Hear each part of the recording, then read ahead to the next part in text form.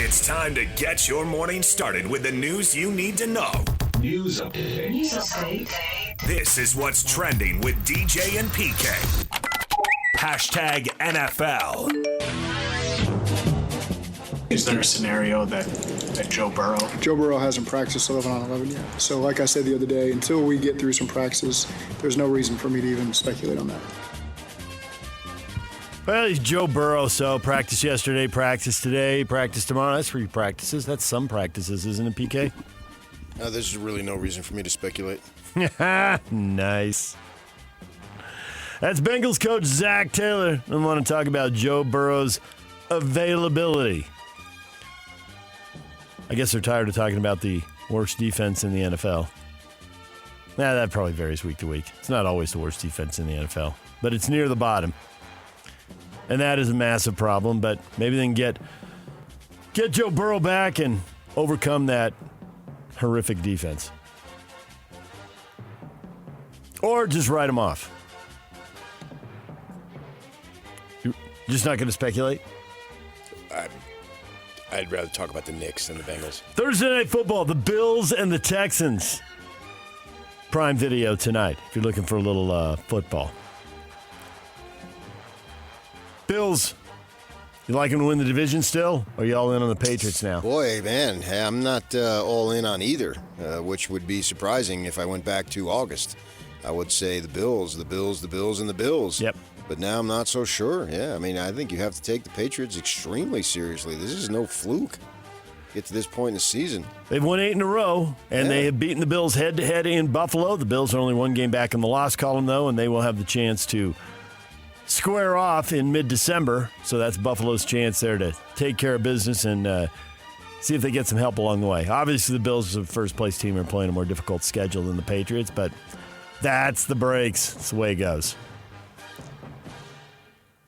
They do seem to be set up, whoever doesn't win the division, for a wild card. So they ought to both be in the playoffs. But it's obviously a wild card. You're on the road, and good luck.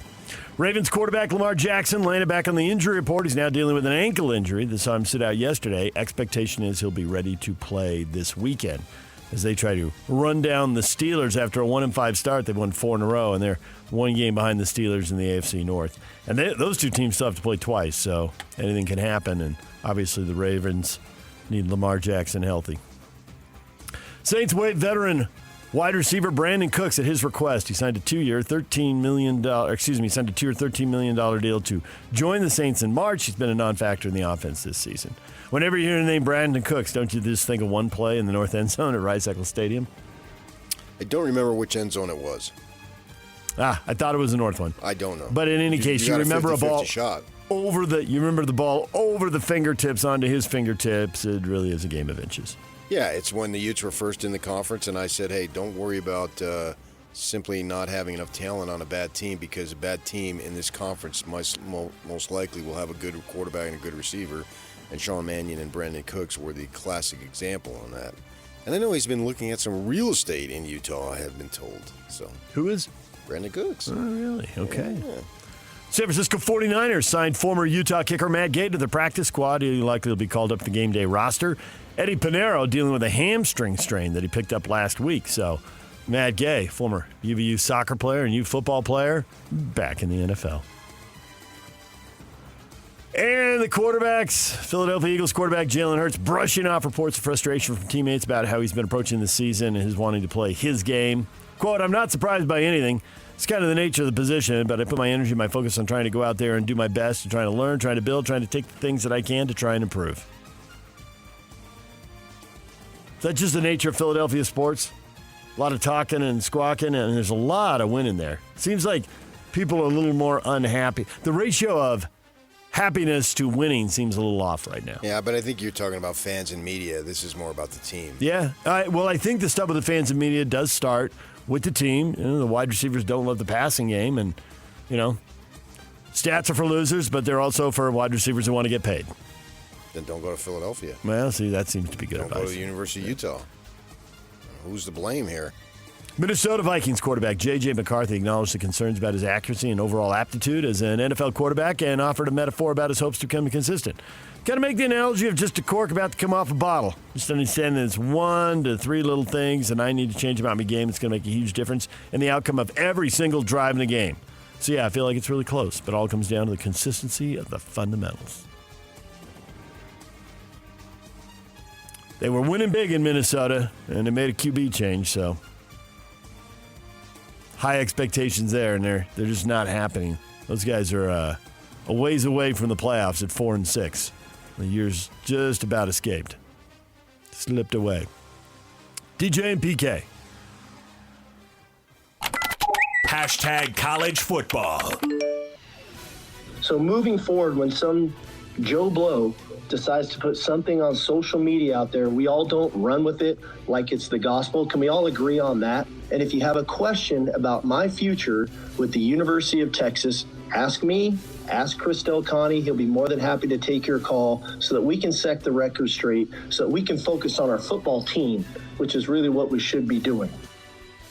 There's Steve Sarkisian on the reports of his status at Texas, speculation that he wants to go off to the NFL to be a coordinator. And the damaging stuff about that speculation is that they've got recruiting in December and the transfer window in January, and that stuff could be getting sorted out in February. So he could be fighting those rumors as he tries to put together next year's team. We say Joe Blow, so Desmond Howard is Joe Blow? Yes. Okay. I mean, it's easy to go after some slob media making $50,000, but on social media, Desmond Howard put stuff out there about not being surprised if there'd be a change there in the offseason. And the athletic director quote tweeted it, news to me. So would you like to tell us about the state of the media and breaking news these days and how the standard has changed? Well, Desmond Howard, with no training, becomes an accredited member of the media. High profile accredited, yeah. And so that he's got a voice, and whether he understands, I wonder if he does, the impact. And we were just talking about this yesterday, as a matter of fact. Yes, we were. When I was going to NAU, and back in the day where it was typewriters, and I was taking a journalism class there at NAU. I took several, obviously, and if you had one typo, you could hand in a 10-page assignment, and if you had one typo, it was 1 grade lower. And I remember the professor, Ray Newton, taught me a valuable lesson. And I'm literally 17 years old. Yeah, and he's driving home points that are going to help you get paid for decades. Not one, not two, not three. Yeah. I mean, it is 1954, so I don't really remember it. It was not 1954. What are you, 92? I work out. Let's see, wait, I can do the math now. Sound nice. 1954, you would have been born in 37. Carry the 1. Yeah, you'd be 88. Okay, you'd be 88. But we don't have that today. New Virginia Tech coach James Franklin said he was excited to get going with the Hokies, but added that they must operate like a big-time program. My jolt is standard for everybody. The players, the coaches, the administration be willing to have some tough conversations when necessary. And he's now at a place where 11-1 will be met with great joy, not angst. Well, be willing to have some tough conversations means he's going to cut guys. Yes. And they all do. Right. I assume they haven't been winning. I don't follow Virginia Tech. They've not been winning. They've not. I know you do, but obviously they haven't been, or they wouldn't make a coaching change. There it is. But I couldn't tell you who was the coach. I couldn't tell you what the record was. I couldn't tell you what the record was last year. They are 3-7 right now. I can tell you that. So he's going to cut guys and bring in, especially now more than ever. Yeah, more than ever. With the transfer spiel, I think it will probably be like Rich Rod over there in the same area of the country anyway, close to it, to where he brought in like 70 new guys. So that's what we're going to see. I follow it close enough to know that they just did a thing, and it was over $200 million is going to be pumped into the football program in multiple places. Some of it is facilities that'll take a couple of years to play out as they build stuff. But between now and the end of the decade, they are pouring big-time money into that program. So that's when he says they operate like a big-time program. Apparently they've fallen behind. As all things to all people, continues unmatched. Thank you. College Sports Commission, the new enforcement agency of college sports, has asked all sports under its purview to agree to waive their right to challenge future punishments in court as part of an agreement that would give the agency significant power to investigate and punish rule breakers in the era of NIL deals and direct athlete payments via revenue sharing. College Sports Commission sent a 10-page membership agreement to all Power Conference schools yesterday and asked them to sign it in the next 2 weeks. The agreement will not go into effect unless every school signs, and it's designed to close loopholes in the House settlement. Oh, this would be awesome. I think they should give them windbreakers, too, that say CSC. It sounds like it could be a TV show. I was going to say, there's going to be... Tonight after CSI, CSC. And some guy kicks in the door to Heritage Hall. You're going to need hundreds of CSC investigators. Columbus. This is a great opportunity here. To do any of us want to place odds on every single school signing it? 0%. Yeah, that seems unlikely. DJ and PK. Hashtag NBA. Here's a man Thompson free throw line. Turns left, throws up a shot around the rim and down. He faked a pass to Şengün, took it left instead and dropped it in for 2 points. Thompson with 12. Grabs the miss, sails it out of traffic at Dort, sets himself again for an angle right three-pointer and buries that. Cha-ching Thunder money ball. Lou coming up big late. Lobs it off down low to Bruce Brown. Brown in the paint. Shovel past Peyton Watson. Jumpers up and in for Peyton Watson in a new career high form at an even 30 for P. Watt. 8 on the shot clock. Here goes Davion. Moves to Norm. He'll catch. He'll fire. Knocked down to 3. That's enough. That'll be enough. Highlights from around the NBA. Had some bad teams squaring off, PK. Some of those teams at the bottom, the Jazz fans had an eye on. Somebody had to win. And sure enough, break out the champagne. A rare W for the Indiana Pacers. They snapped their losing streak. They win 127-118 over the Charlotte Hornets. Win number 2. You feel the celebration? Or you just got Indiana in the bottom 5 at the end of the year? They're not going anywhere. They're not. Circumstances have transpired to put them in this position. Yeah. So I don't. Most of the bad teams, the Wizards went into the Timberwolves and they got drilled, as you expect. The Sacramento Kings visited the Thunder. You heard the highlight there. Thunder win 113-99. Thunder are 15-1. Kings are 3-12. That was perfectly predictable. The Knicks beat the Mavericks. Cooper Flagg was out ill. The Mavericks with a driving layup to tie the game. 0.7 of a second left, and it was waved off, an offensive foul. Thought they swallowed the whistles at the end. But no. Not this version of the Mavericks. Nope. And then NBA basketball at its best, the Knicks, I heard, became the first team to win despite missing 30 three-point shots and 15 free throws, at least in both categories. Oh, really? Nice. The daily double right there. Houston Rockets, 10-3 after going into Cleveland and beating the Cavs 114-104. Surprised by that at all?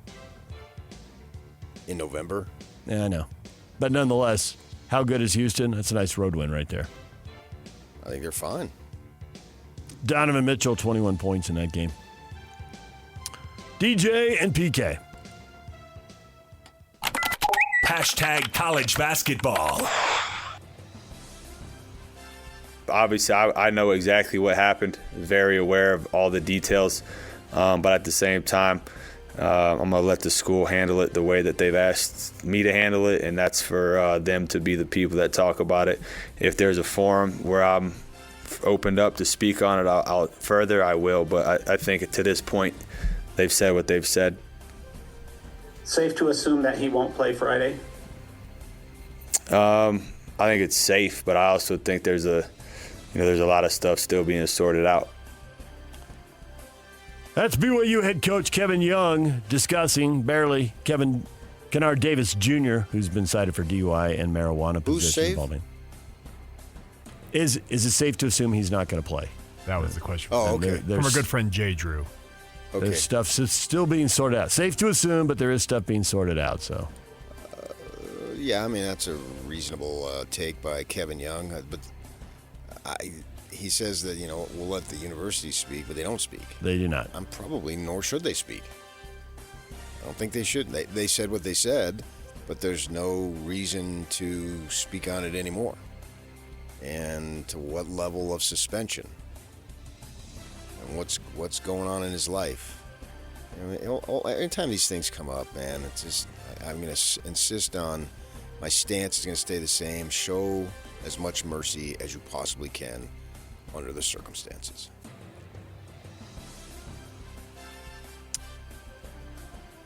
So I guess we wait, and then we see. Yeah. Wisconsin Friday afternoon, 2 o'clock. Yeah, tomorrow afternoon. The games last night, Southern Utah got beat by Washington State 98-74. UVU beat UC Irvine 79-72. Weber State beat Campbell 91-85. So there's the locals playing. Big 12 game of note, Arizona at UConn. And Arizona builds a big lead in the second half, squanders it, and then locks them down in the final minute and a half there, PK. And gets the win 71-67. Forced to miss, got to stop, and then UConn missed some free throws, and UConn's big rally slips away. They squander the opportunity, the big comeback win at home. Man, you know everything. No, not everything. Everything we talk about. Yeah. I had no idea. No, I watched a little bit about it. It was on FS1 last night. Alabama went to Chicago and beat Illinois 90-86. I watched the CMAs. There you go. Utah welcomes Cal Poly to the Huntsman Center tonight, 7 o'clock, ESPN+. DJ and PK. #golf.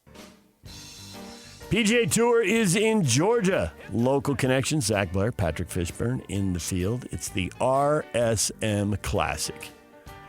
Don't know much about it, PK. If you're looking for a hole in my sports knowledge, there it is, for sure. That's at least one of them. The evidence, the vote is in, buddy. The fall series of the PGA Tour. Yeah, I don't know about it. Got it. DJ and PK. #NHL. I think just consistency. I think playing a better first period, I think that's where we're really good at when we're winning a lot of games. Just being more prepared, more ready from the start on. That's JJ Peterka. What do they have to do to get back to winning after a trio of 3-2 overtime losses? Utah Mammoth, look it up. Pile up some points here. They have won just, 2 and 8 now in their last 10, although they have picked up points along the way. And they're back home. Vegas, the Golden Knights, coming into town to get things started, and they will play tonight, 7 o'clock. You hear the game right here on The Zone. That is what is trending. It's brought to you by Shamrock Plumbing. There's no job too big or too small. Get the personal touch with Shamrock Plumbing. Coming up, we're going to talk football with Barry Trammell, sports columnist, Tulsa World, 8 o'clock.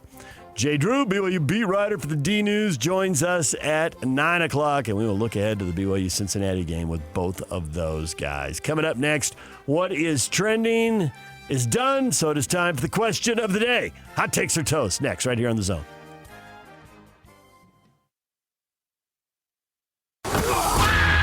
It's game week for the Utes, and the KSL Sports Zone is getting you ready for kickoff. After a blowout victory on the road against Baylor, Kyle Whittingham and the Utes return to the Hill for a showdown against Kansas State in the final home game of the season. Listen all week long for the best coverage of Utah football. Then, catch College Football Saturday game day at 10 a.m. with the postgame show immediately following the game on KSLSports.com. Let's go then. Let's go, baby. Your home for the best coverage of Utah football is live on air, online, and on the KSL Sports app. This is 97.5, the KSL Sports Zone. DJ PK, it's time for Hot Takes or Toast, time for the question du jour. Since the playoff committee chairman said BYU didn't look good against Texas Tech, how much would it help if the Cougars run up the score in the last two games? Just speak English. Blow them out. Okay, not du jour. Of the day. Come on. Come on. We're talking to English people here. Yep. And they love their English. And I think they still know what du jour means. Right. But we speak English. Over there in Serbia, do you think they say question of the day? No. They might. They say question du jour. English can be a global language. Of course it is. What do you mean it can be? It must be. No, what are you thinking? Well, some countries it's not. I know, and look at them. And look at us. China. Lloyd, a bit. They need to show not that they can win, but that they can dominate a team. They're in a good spot. Because they don't have to worry about it if they win their last 3 games, then they're in? No, they don't even have to do that. I know your boy the Hammer at KSL.com has a thing there that BYU and Utah are in trouble. BYU, I'm talking about BYU. They're in no more trouble than anybody else because they don't have to win 3 more. They got to win 2 more. The committee chairman, whatever his name is, they changed it on me. Mm-hmm. He said that the way the game against Texas Tech looked. All right, so you win your next 2, which you have to do. Mm-hmm.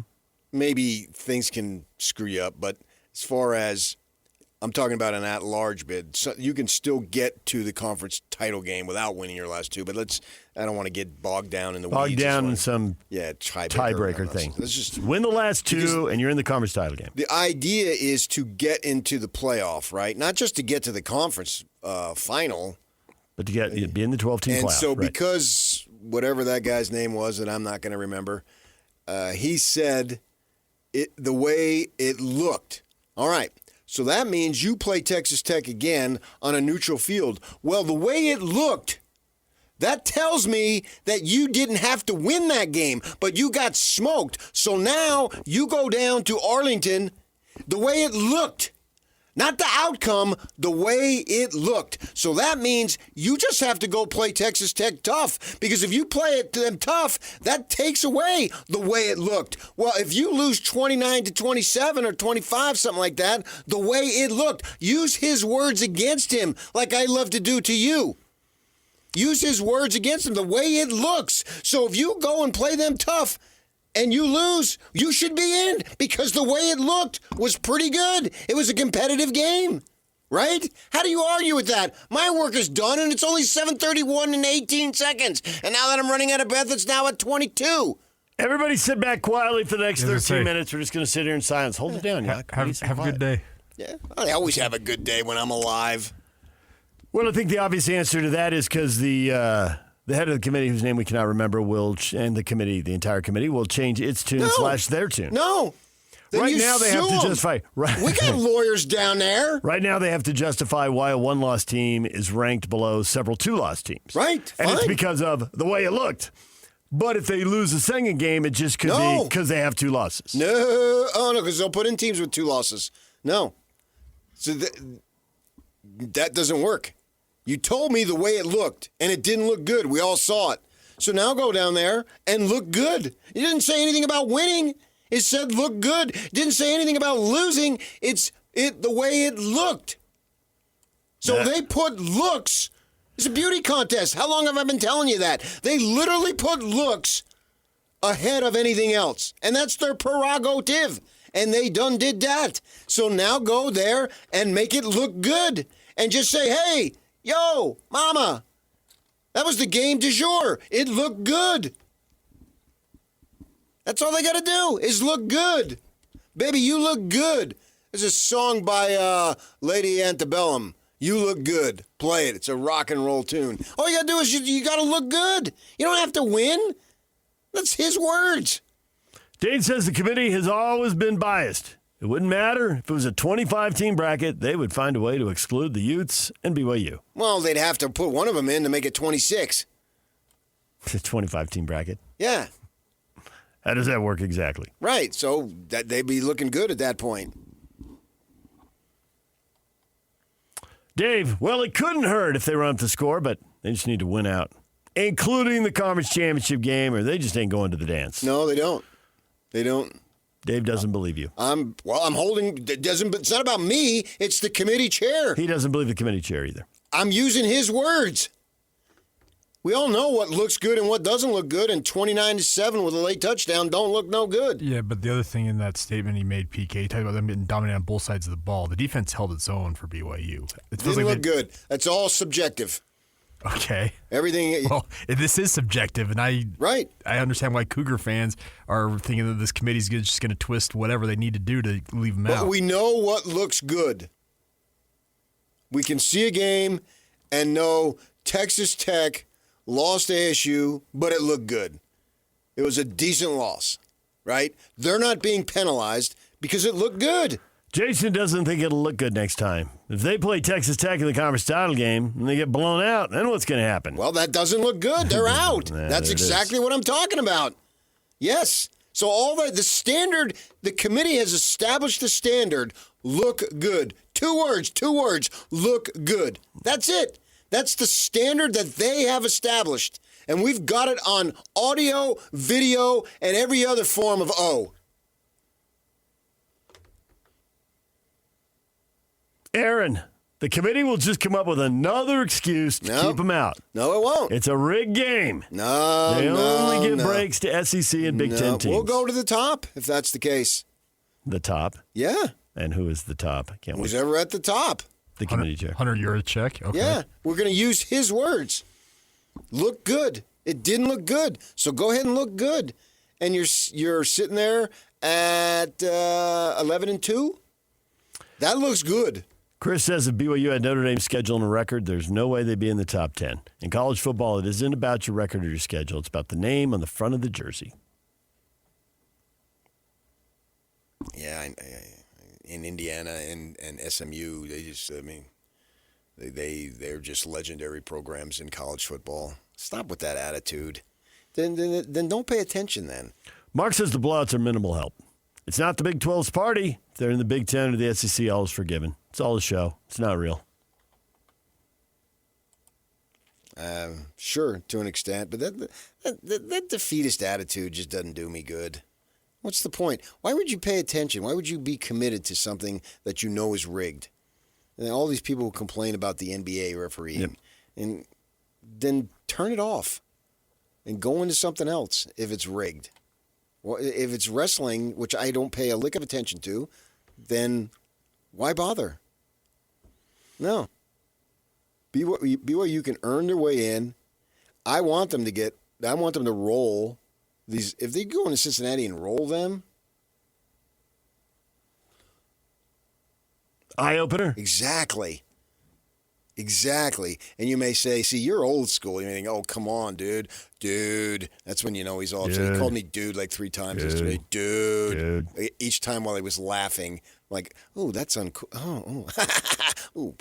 Come on. You freaking hypocrite. And here, I'm doing the look because we're trying to drive people to look. So I got to, this is what it is, people. You can watch this streaming. Yeah. KSL Sports YouTube account. Yeah, I'm so glad you can finally say those letters in unison. You have no idea what I went through for 4+ years. A little bit of an idea. Jeez. So, look good and blow out Cincinnati, blow out Central Florida. Yeah.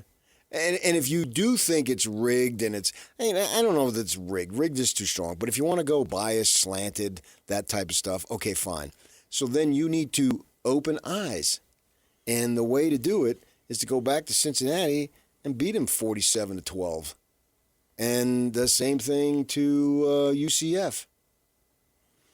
David, no, style points don't mean much. But then obviously they do. So yes, blow them out. David thinks there's a little bias. Well, I think he's being sarcastic. Oh, okay. I think he didn't buy. He's heard style points don't matter at times. Okay, gotcha. All right. That's what I assume he's going for. All right, makes sense. But obviously they do because of the look comment, right? Yes. So yeah, blow them out. And he says, so yes, exclamation point, blow them out, exclamation point. If they should, he's also acknowledging the conflict here. I'm not sure he thinks that blowing them out will pay off. Well, but you'd better do it anyway. We're not sure of anything. I already know that. When you're involving a committee, you're never sure. You don't know. So here, go ahead and do that if you have that opportunity. And if it comes down to it, tell Satterfield at the end, hey, I'm sorry, man, but the system, it's the system. What do you want from me? And if this situation were reversed and Cincinnati was needed to do it, then do it. That's the way. That doesn't mean you run trick plays and whatnot. We're not saying that. But you can leave your starters in, push the ball down the field. Yeah. Keep finding Chase Roberts or whoever 15, 20 yards down the field and see if they can break it. I mean, if you got 52 points and you're inside the 10 and the clock will run out, Kneel down. Yeah. What's the difference between 52 and 59? You've already done your work. Yeah. This is the system that they've created. BYU didn't create it. But if it's 28-10 in the same situation, go get the touchdown and make it 35. Especially in November, when we have a clearer picture of how things could play out, right? Mm-hmm. As opposed to September, when there's a million things that can happen. And so with that in mind, I don't see how they could be that upset. Or, if you have your backup in there, give them an opportunity, maybe not throw deep, but do this. And every program says, no, that's not who we are. Well, bull crap. You're supposed to say that. Kyle said that on Monday. That's not who we are. But if it's the difference between getting in the playoff and not getting into the playoff. I mean, you scored 50 points 2 of your last 3 games. What is running up the score? What is defined now? That has become more vague and blurry as time has gone on, and especially here in November. And then do it, and then go play Texas Tech close. You beat Texas Tech, obviously there's no issue. But then what happens to Tech? They got 2 losses. Hey, blow out Texas Tech, and they don't get in. Ooh, that'd be something. Tumbling from 5 or wherever they are when that rolls around. Hector dude, or whatever his name is, he comes out and says, well, Texas Tech didn't look good. Hector, Hunter, And it's still one bid, but it falls on somebody else's shoulders, not on you. Yeah, they didn't look good. What would they do then? Oh, my gosh. Cody Campbell's head would burst. All that cash. I have to say, for a long time, I have assumed that if 2 teams are 11-1 and they go to the championship game, that both would get in. But there are scenarios where you can see where that wouldn't happen. They're clearly valuing some of these 2-loss teams. I'd put them both in. To me, they're both worthy to be in. If BYU wins these next 2 games, plays Texas Tech tough, and the only bad loss was at Texas Tech when game day and everybody and their dog was there, and you fell apart on a big stage, and then you regroup basically 3 weeks later and go out there and make adjustments, and there's something to be said for that. If you're looking at a combined, what would that be? 23-3 or something between the 2 teams, that ought to be plenty good enough. That would be stupid. And it's not about BYU. If it were Utah or whomever. It's about 11-1 teams going in the title game. University of Arizona, if they were in there, I'd be standing on a corner saying they should go. It's about what's right. Well, ought to and will be PK are 2 very different things. Well, no, because I don't have a vote. I mean, we talk. That's the essence of fairness, and I get all that. But I will stand. I will die on that hill. There are only 9 Power 4 teams with a shot at 11-1, and we'll see if any of them get left out.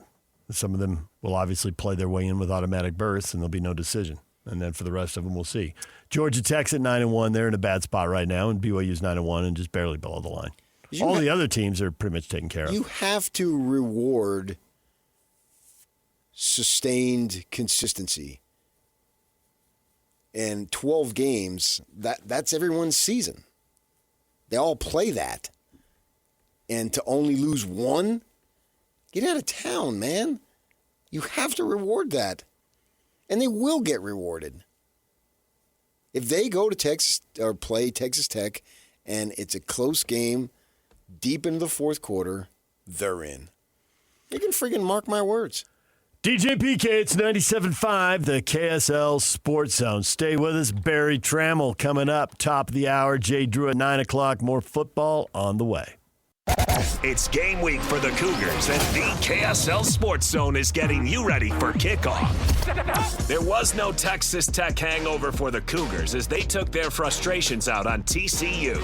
Now the Cougars hit the road for a huge Big 12 battle against Cincinnati. Listen all week long for the best coverage of Cougar football. Then catch College Football Saturday game day at 10 a.m. with a postgame show immediately following the game on KSLSports.com. Your home for the best coverage of BYU football is live on air, online, and on the KSL Sports app. This is 97.5, the KSL Sports Zone. DJ PK, it is time for the band of the day. It's the Beastie Boys. Mike D turning 60. Brought to you by Live Nation for all of the live concerts events in 2025.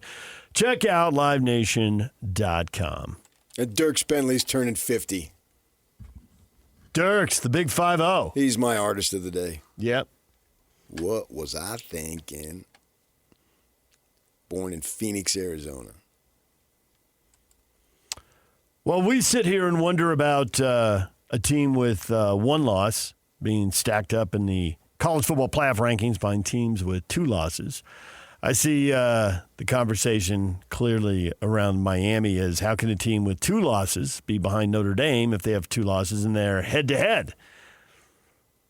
Miami won when they played head-to-head. Now, it was at home, and it was close, so how did it look? Well, it looked like it was a field goal right at the end of the game. But nonetheless, Miami has a head-to-head win, and this could be something that we're discussing here in a couple weeks. If BYU has 2 losses and Utah has 2 losses and Utah were to leapfrog them and maybe one of these other teams, maybe Oklahoma loses to Missouri or something, and suddenly Utah jumps over BYU and Oklahoma and they're in and BYU fans are screaming, both teams have 2 losses, BYU has a head-to-head win, how could this happen? Exact same thing Miami's screaming about Notre Dame right now. Mm-hmm. Yeah. How does it happen that in a place where my whole sports life, PK, that head-to-head has mattered. It's been the NFL tiebreaker for as long as I can remember. Maybe there was a time it wasn't, but I don't remember it. And I think they've used head-to-head as an NBA tiebreaker in playoffs. Head-to-head, it's kind of, that always seems the default go-to first tiebreaker in any situation I can remember. And now it's not. Well, that's when the schedules are somewhat similar, if not exactly similar. And so here, you're judging by every single game. And it goes back to what Hector said, that the thing is, how did it look? That was essentially a tie. It was a close game right to the end. Yep. If it was 27-10, that would be another story. It factors, but it's not the factor. I think Miami gets hurt because it was a home game, not a neutral field game. It wasn't some season opener in Dallas or Atlanta. I wonder if that would land differently. I think, or if it had been in South Bend. They get hurt because their losses were much deeper in the year, and then Notre Dame has won, 8 in a row? What have they won? Yeah. 8 in a row. And so, and they barely lost that game. I don't really have a problem with it. Louisville and SMU are Miami's losses, and those teams are both 7-3, and those are deemed bad losses. But they are compared to losing to undefeated Texas A&M. I don't think they're by 1 bad point. Losses. I don't either, but I think that's how they've been deemed. Certainly, they've been deemed just worse than. Yeah, but that doesn't make them bad. They have been Notre Dame has been judged as better. Yeah, and it's not close. 9th to 13th, when the number 10 is what really matters. They're not barely behind them. They got multiple teams to leapfrog here. I don't think that's that big of a deal. But I think the head-to-head in the case of BYU-Utah, I do think if they both have 2 losses, if BYU gets a second loss, they're going to drop behind Utah, despite that head-to-head win. That's what I would anticipate.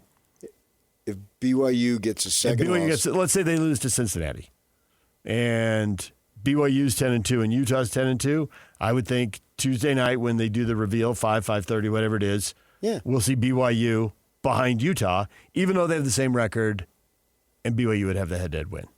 I'm not sure that I have a problem with that. Because, again, it was a close game. multiple fourth quarter You lead blasted changes. Cincinnati. You lost to Cincinnati. Right. So those games count, but the head-to-head doesn't. I mean, yes, it does. You act No, like it doesn't. Yes, it does. Because if it didn't, they would be ranked much lower. Or worse. It does count. It's the only reason they're as close as they are? It doesn't count more than anything else counts. You're trying to elevate something. Oh, yeah, because to go back to my NFL this example. Isn't the NFL. It's been BFD about the time NFL. Yeah. So what? I know it's not the NFL. I get that. They don't vote on the NFL. They do not. So once you have voting, if you have 12 people, 20 people, 5 people, they're going to all have their different opinions and their different ideas. So the NFL, nothing is voted on. These are the rules, and if you wanted standard rules, I don't see that's apples and kumquats. All your little pathetic sports life. It's all set up ahead of time. They do not want rules set up ahead of time. Right. They want to pick who they want to pick. So if it were set up, whereas the NFL is, here is the tiebreaker procedures, just like it is in the conferences. Everything is determined ahead of time. So you know going into it, this is what it is. I mean, there's a scenario for just about anything in this committee world. Not when there is no committee and there's bylaws and rules. Right. And they list them out and print them out and you go look them up if you want. But they don't have that here. Nope. Here they put a few people in a room and they pick them. And I think it's understood that the entire season is judged, not a singular game. Because if you have singular games, what's to say, well, wait a second, we beat this team by more. Suppose they don't play each other. Well, we beat this team by more. So you're hung up on and a lot of people are, not you, but the premise you plural. is head-to-head. Yeah. Okay, well, suppose there isn't head-to-head, but there is common opponents, and we beat this team by more. Well, so I just moved the bag back. Well, wait, we didn't play head-to-head. So, like, ASU and BYU didn't play head-to-head. I think the most important thing is that, the pro sports set and to a degree, conferences also have set the rules in advance. Yeah. And they don't want to set rules in advance because they want to do what they want to do. Well, you don't know what it's going to be. It's so all over the place. It's too big. Too big with too few data points. Yeah. Yeah. So you're going to go on feel. And this is going to happen every year. Until there is the college is the NFL. Unless the Big Ten gets its way. And we have a commissioner. And here are the rules that apply across the board. But the SEC doesn't want to do that. The SEC commissioner doesn't want to give a power, and the SEC commissioner doesn't want to sign off on multiple audit bids. Brett Yormark, if they've got more bids or they got the same bids as the SEC and the Big Ten, but you lose your job, is he going to agree to that? No. Absolutely not. But the one rule that they have set up going forward, that as of next season, the Big Ten and the SEC have the right to make the rules. The Big 12 and the ACC don't have the right. It's been a committee, and everybody's got to sign off on it, and those days end as soon as this playoff is over this year. Sure. So it does matter what the SEC wants, because they hold But it matters what the Big 12 wants, or Big 10 wants too. It does. And the Big 10 commissioner, that's Guyans is Italian, Guyans and Val, is he going to go and say, okay, we got what we want, but I lose my job? No. It's like the diversity thing. Everybody wants diversity as long as it's not at the expense of your job. But the Big Ten does want they want automatic bids, but they know they're going to have to leave some at-large bids out there. And there's going to be a committee, no matter what it looks like. Because that's what the SEC wants, and they're not signing off on anything else. It doesn't appear that there is anything that will make the SEC sign off on anything else. I don't care. DJ and PK, when we come back, we're talking football with Barry Trammell. Big 12 guru, sports columnist for the Tulsa World. Next, right here on The Zone.